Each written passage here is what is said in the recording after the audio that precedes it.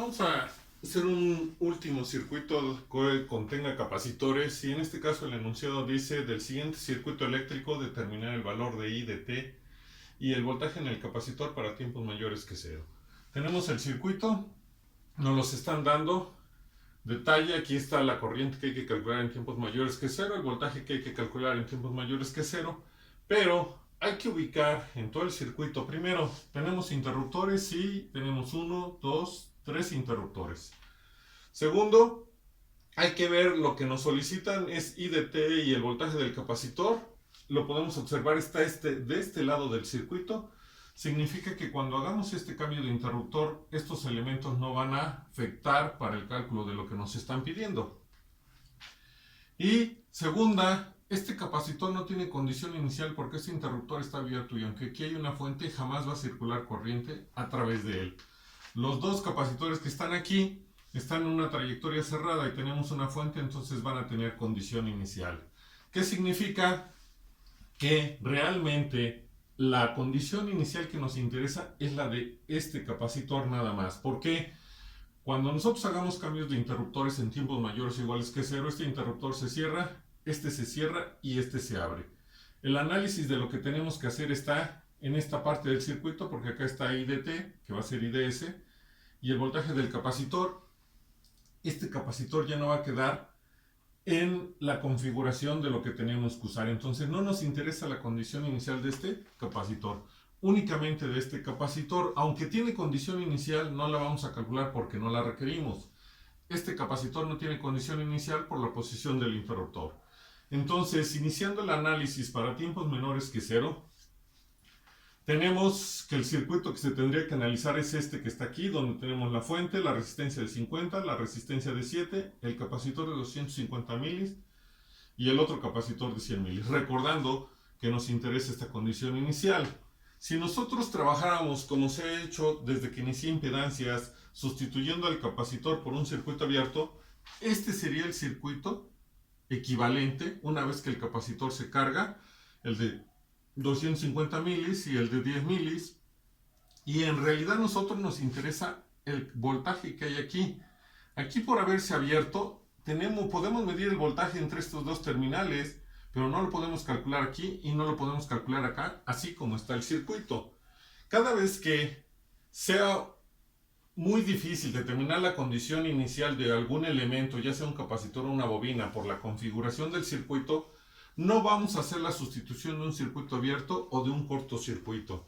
Lo que vamos a hacer es auxiliarnos cada vez que tengamos este tipo de situaciones. ¿A qué me refiero? Cuando tengamos capacitores en serie, siempre vamos a usar el teorema del valor final. Entonces, cuando nos cueste mucho trabajo determinar la condición inicial, vamos a usar el teorema del valor final, que es en el dominio de Laplace. ¿Qué hay que hacer para poderlo usar? Primero, el circuito lo tenemos que transformar al dominio de Laplace. Este es el circuito que había que analizar. Lo que hacemos es transformarlo al dominio de Laplace, recordando que la impedancia de un capacitor siempre es 1 sobre C por S. Hacemos la transformación. Eso incluye también a la fuente de excitación. Entonces, aquí habría que agregarle la transformada y sería 94 sobre S. Una vez que tenemos ya el circuito transformado en el dominio de Laplace, ubicamos la variable que queremos encontrar. En este caso, o en este circuito, les mencioné que el único elemento que nos interesa su condición inicial es el capacitor de 100 milifarad, que es el que vale 10 sobre S. Entonces, por eso es que no le escribo ni su índice 1 ni 2, porque vamos a calcular una sola condición inicial. Y lo dejo como el voltaje del capacitor en tiempos menores que cero. ¿Qué vamos a hacer? Podríamos usar mallas, pero no lo vamos a usar. Vamos a usar divisor de voltaje.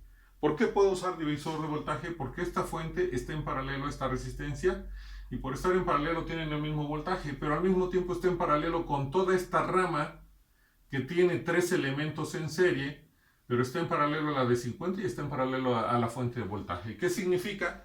Que conocemos el voltaje de todos estos elementos que están conectados en serie. Y recuerden que el divisor de voltaje se puede usar cuando los elementos están conectados en serie y conocemos el voltaje desde un punto hasta el otro punto de todos esos elementos conectados en serie. ¿Qué significa? Puedo modificar mi circuito o decir que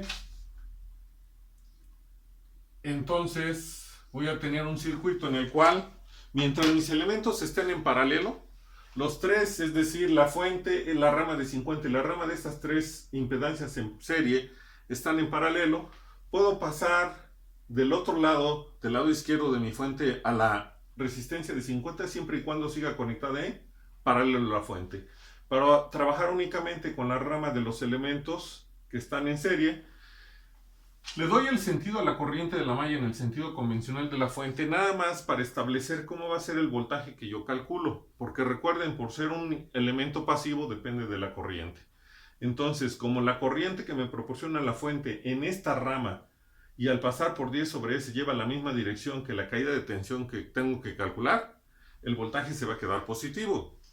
Además, la dirección de la caída de tensión quedamos que lo determinaba la fuente. Si yo inicio mi recorrido del punto más, voy a llegar a este punto, voy a continuar hacia la derecha y luego va a bajar, y eso significa que la condición inicial del capacitor es hacia abajo, por eso es que está con esa dirección. Una vez que ya ubicamos todo eso, aplicamos el divisor de voltaje, ya sabemos que es una división, siempre hay que escribir la línea de división. Numerador, siempre tenemos que es lo que vale la fuente, que en este caso es 94 sobre S, por la impedancia donde deseamos conocer el voltaje, que es 10 sobre S, entre la suma de las impedancias que están en serie, que sería 7 más 4 sobre S más 10 sobre S, y eso nos daría 7 más 14 sobre S. Hay que iniciar con el álgebra, multiplicar, máximo común divisor. En este caso, la S del denominador se elimina con una S del cuadrado, y entonces nos va a realizar operaciones, nos va a quedar 940 sobre S, que multiplica 7S más 14. Aquí no nos interesa hacer ningún ajuste, simplemente obtenemos el valor del voltaje en el capacitor, que es lo que queremos obtener, y entonces vamos a utilizar ya el teorema del valor final. Y el teorema del valor final solamente me establece que la variable que yo quiero calcular va a ser igual al límite cuando S tiende a 0 de S que multiplica la variable que calculamos. En este caso es 940 sobre S que multiplica 7S más 14. Si esta S que está multiplicando no la puedo eliminar con alguna S que tenga yo en lo que calculé, el voltaje o la condición inicial vale 0. En este caso, la S que está multiplicando se elimina con una S que está dividiendo. Y entonces sustituimos a S cuando tiende a 0, pues esto vale 0 y sería 940 entre 14. Nos dice que, o determinamos que el voltaje del capacitor que queremos encontrar en tiempos menores que 0 va a ser igual a 67.14285 volts.